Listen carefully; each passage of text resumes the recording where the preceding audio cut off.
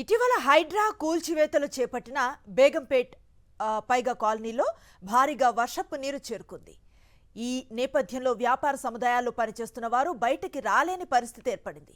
Colony మొత్తం వర్షపు నీరు చేరుకోవడంతో మరో బిల్డింగ్ నుంచి నిచ్చెనల ద్వారా బయటకు వచ్చారు. మరికొంతమంది మహిళలు భవనంలోనే చిక్కుకున్నారు. వరద ప్రభావిత ప్రాంతాలను హైడ్రా కమిషనర్ రంగనాథ్ పరిశీలించారు.